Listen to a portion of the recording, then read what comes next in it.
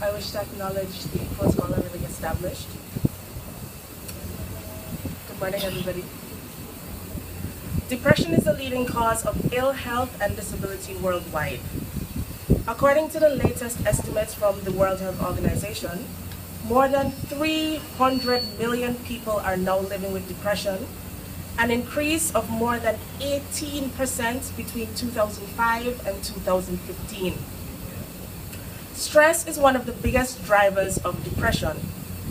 Depression increases the risk of substance abuse and diseases such as diabetes and heart disease. The opposite is also true.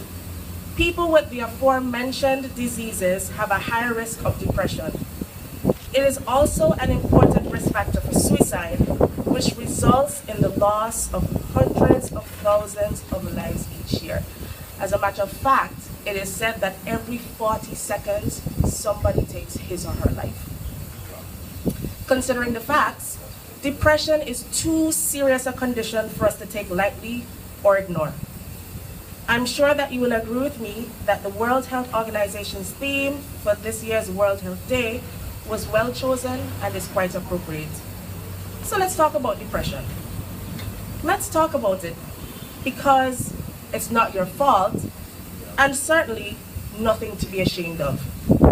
Let's talk about depression because speaking about how it affects you doesn't make you weak, but rather it makes you courageous and strong.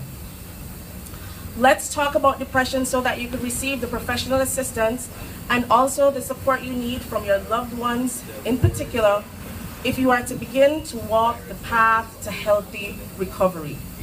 Let's have the conversation so that we can recognize the signs and not only save lives, but also enhance the quality of life.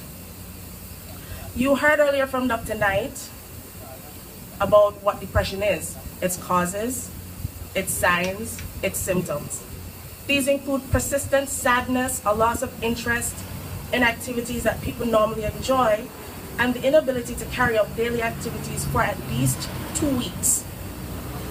Reduced energy and concentration, and changing in eating and sleeping habits. Feeling of hopelessness, worthlessness, memory loss, and thoughts of harming oneself or suicide. Now let's talk about what you should not say to anyone who has symptoms of depression, because that's also important. Don't say, it's all in your head. Please leave that to the health professionals. We have a way of saying the same thing using different words. Don't say, man up. This certainly isn't helpful, especially if the person is already a man. Remember, depression is an illness, not a sign of weakness. Please don't give unfounded advice and orders, saying that there are people in the world worse than you are, because I've heard that before. I've heard people say that. That has absolutely nothing to do with what that person is experiencing and only adds to their feeling of guilt and worthlessness. Instead, be sensitive, non-judgmental, and speak kind and encouraging words. As a matter of fact, let your ears speak instead of your mouth. Just be there and listen. This shows that you really care about how they're feeling.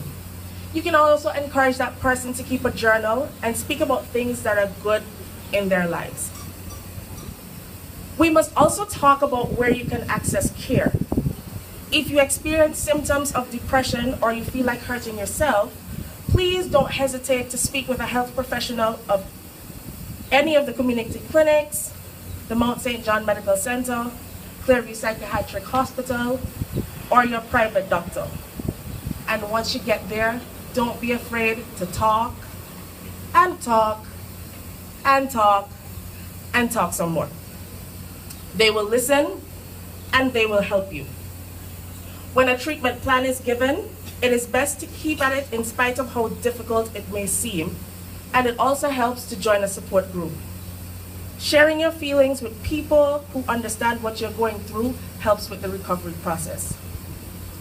And of equal importance, if you detect symptoms in another person, please encourage that person to seek professional help and offer to accompany him or her.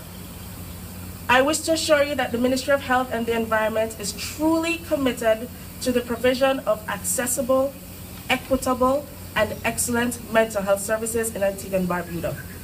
However, the identification and assistance with the control of depression is not just the responsibility of the Ministry of Health, it's everybody's business. So thank you for coming, thank you for listening, and thank you for being willing to have the conversation on depression.